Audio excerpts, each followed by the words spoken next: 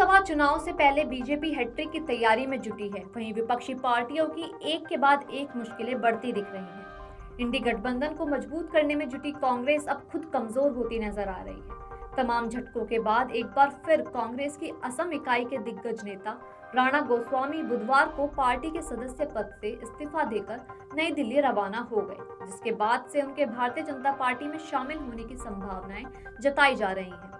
हाल ही में कांग्रेस की प्रदेश इकाई के कार्यकारी अध्यक्ष पद से इस्तीफा देने वाले गोस्वामी जोरहाट से विधायक रह चुके हैं। आपको बताते चलें कि कांग्रेस महासचिव केसी वेणुगोपाल को इस्तीफा भेजने के तुरंत बाद गोस्वामी नई दिल्ली के लिए रवाना हो गए, जहां उनके भाजपा अध्यक्ष जेपी नड्डा से मुलाकात कर पार्टी में शामिल होने की संभावनाएं जताई जा रही हैं।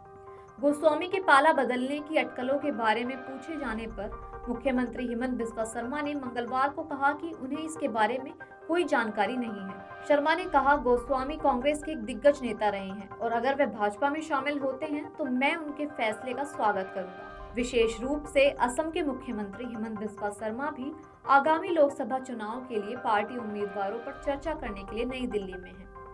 गोस्वामी ने कांग्रेस के महासचिव केसी वेणुगोपाल को पत्र में लिखा, मैं यह कहना चाहता हूं कि मैं असम प्रदेश कांग्रेस कमेटी के कार्यकारी अध्यक्ष और भारतीय राष्ट्रीय कांग्रेस के एक सक्रिय सदस्य के रूप में अपना इस्तीफा दे रहा हूं। सूत्रों की माने तो असम भाजपा अध्यक्ष भावेश कलिता भी नई दिल्ली पहुंच गए हैं और पूर्व कांग्रेस नेता और भाजपा के प्रमुख नेताओं के बीच एक उच्च स्तरीय बैठक चल रही है, जिसमें कलिता, असम महासचिव GR रविंद्र राजू और असम सह प्रभारी पवन भी शामिल हैं। कांग्रेस उत्तर से लेकर पूर्व तक संकट में घिरती नजर आ रही है। यहाँ के कई राज्यों में पिछले 2 दिनों से लगातार कई नेताओं का इस्तीफों का सिलसिला देखने को मिला है। 28 फरवरी को बंगाल में भी कांग्रेस को तगड़ा झटका लगा है।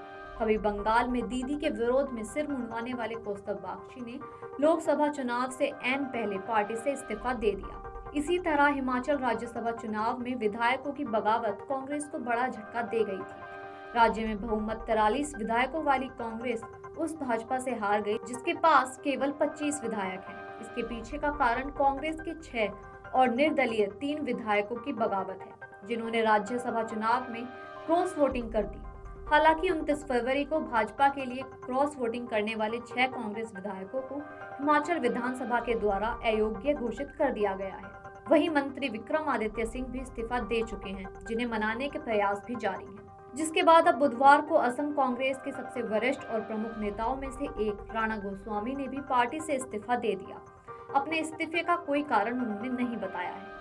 लगातार कांग्रेस नेताओं की दल बदली पर जब असम के पूर्व मुख्यमंत्री और कांग्रेस नेता सैकिया से पूछा गया कि लोकसभा चुनाव से पहले कई कांग्रेस नेता भाजपा में शामिल क्यों हो गए हैं, तो वे कहते नजर आए कि इन दिनों ईडी और सीबीआई का डर है। केंद्र में भाजपा के सत्ता में होने के कारण लोग निजी फायदे के लिए पार्टी में शामिल हुए हैं। इसके अलावा अगर कानूनी मामलों के कारण गिरफ्तारी का डर हो तो लोग खुद को धोने के लिए बीजेपी की वॉशिंग मशीन में घुस जाते हैं। Video desk अमरउजाला.com।